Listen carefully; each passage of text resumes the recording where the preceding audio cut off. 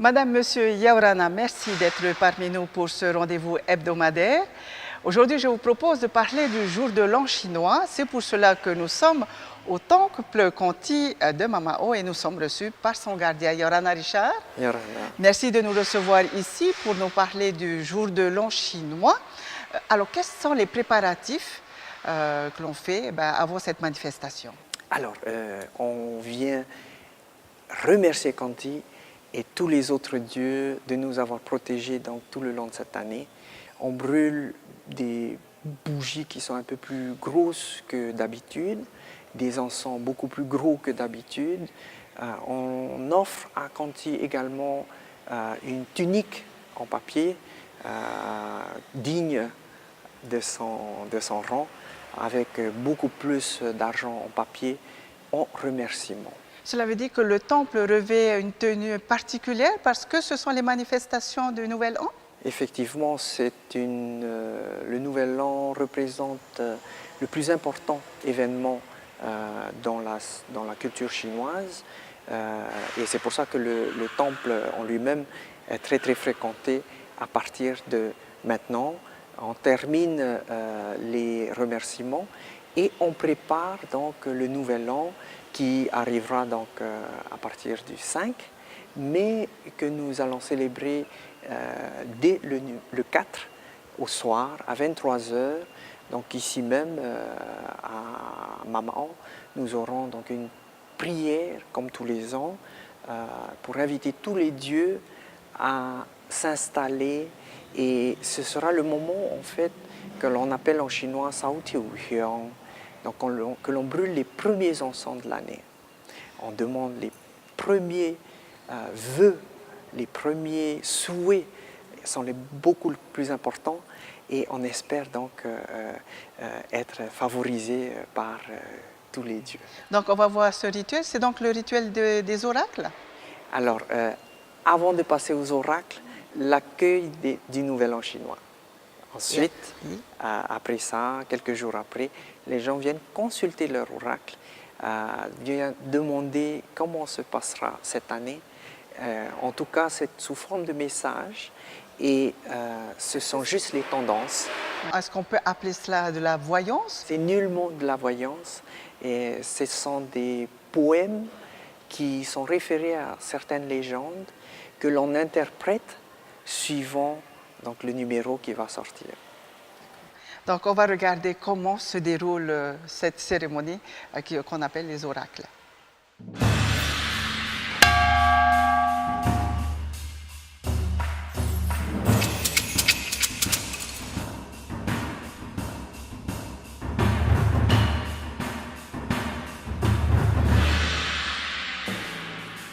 Pour consulter ces oracles, on envoie des offrandes, donc des fruits, des bonbons. Parfois, on envoie aussi des biscuits. On va chercher de l'encens, des bougies. Et avant de consulter Conti, nous allons incanter nos prières et demander à Conti de nous éclairer sur cette année. Conti ya zai shang, Kim來橋參喎，嚟祈求近啲先卷，各位先生、各位善面嚟指點，今日嚟求連簽，感謝諸位善面扶持，必有平安泰吉，多謝。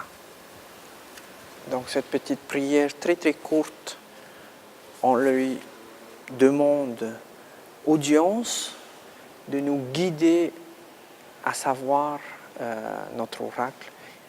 Comment va se passer cette année. Après tout ça, nous allons prendre la boîte qui contient 100 bâtonnets en bambou numérotés de 1 à 100 que l'on va secouer.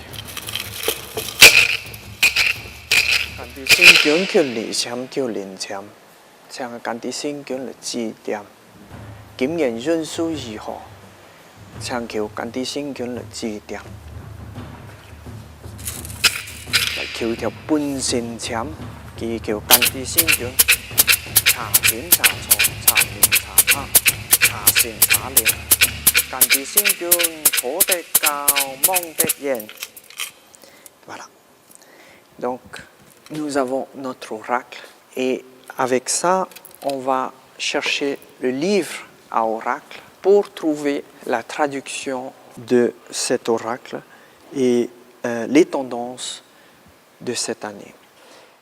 Il y a 3 catégories d'oracles, très bons, moyens et mauvais.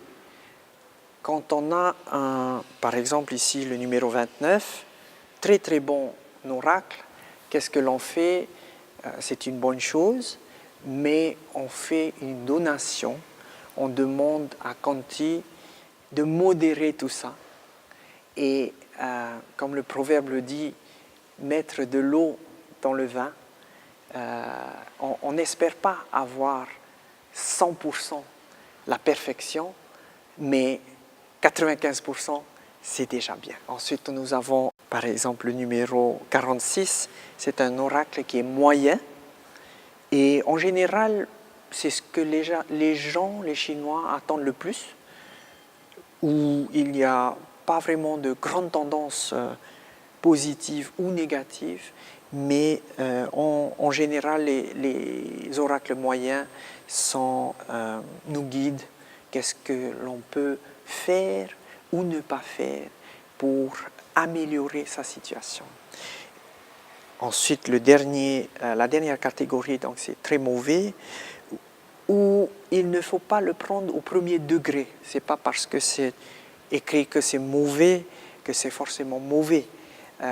Il va nous expliquer, il va nous guider comment s'en sortir de tous ces problèmes et quelle est l'attitude à adopter pour remédier à tout ce qui est négatif.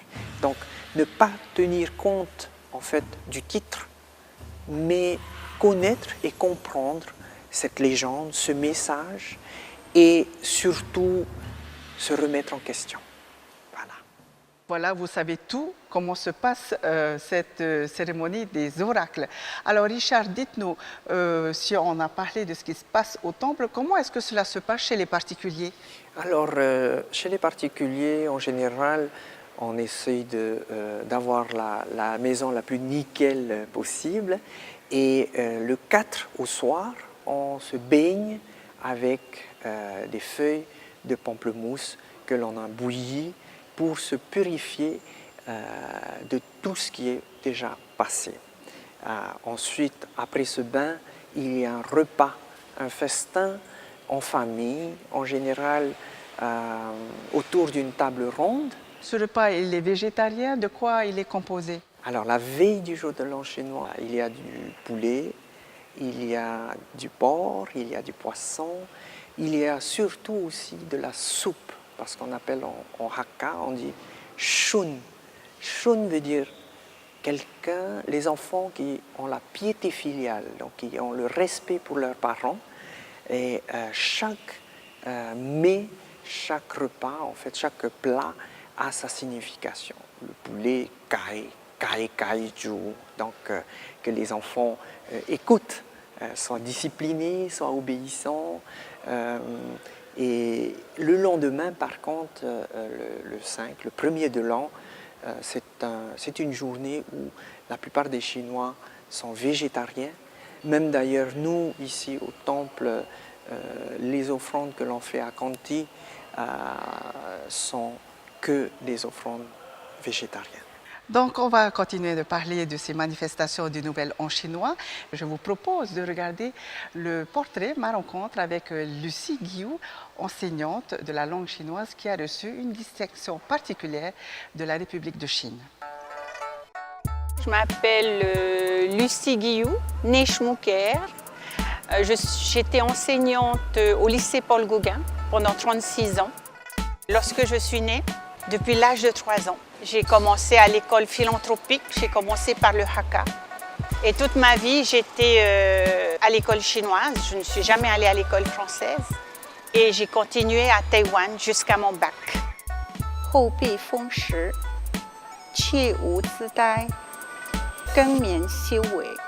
Ayant obtenu mon bac à Taïwan, je suis allée en France pour continuer mes études, pour avoir des diplômes français.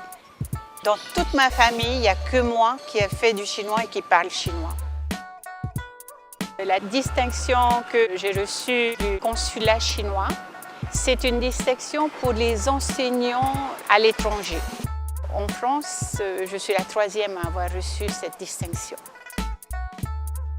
C'est en fait pour soutenir toute ma carrière, la promotion que j'ai faite sur la langue chinoise. C'est une reconnaissance en fait.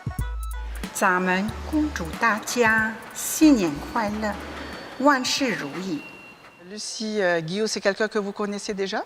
Effectivement, c'était ma prof de chinois. C'est comme une mère pour moi. C'est quelqu'un qui m'a apporté vraiment beaucoup, et d'ailleurs que je tiens particulièrement à remercier.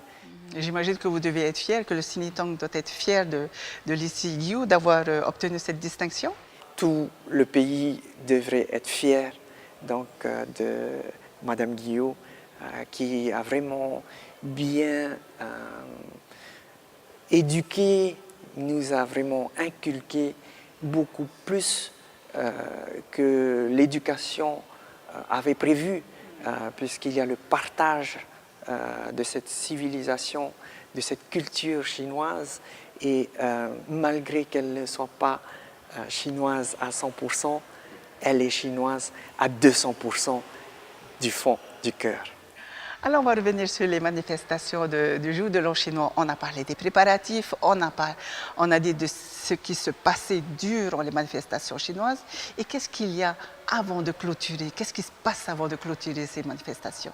Alors, ce dimanche 10 février, nous avons la journée culturelle, donc, qui est annuelle ici au Temple Kanti, où on attend toute la population à venir participer à un spectacle de danse, de chant, d'arts martiaux, mais aussi de découverte sur cette culture, des livres, la calligraphie et surtout son art culinaire à ne pas oublier. Bien sûr, le temple aussi sera ouvert, bienvenue à tout le monde. Et on clôturera les festivités par le défilé des lanternes qui se déroulera donc le 16 février à partir donc, de la mairie de Papeete. On marche avec des lanternes jusqu'au temple suivi d'un spectacle. Alors, que va nous apporter cette année du cochon? Alors, l'astrologie en Chine, à Hong Kong, nous prédit que c'est une année positive, c'est une année où il y a beaucoup de labeur, mais assez positive. Il faudra mettre la main à la pâte, faire des économies et normalement, ça devrait bien fermer le cycle. Il ne me reste plus qu'à vous souhaiter une bonne année. Kong Hee Fat Choi. Kyung Ye Fat Choi, Sing Yang Kai Lao. Merci encore de nous avoir reçus dans ce beau temple Contier. On se retrouvera certainement pour d'autres manifestations. C'est la fin de cette émission. Nana, et à la semaine prochaine.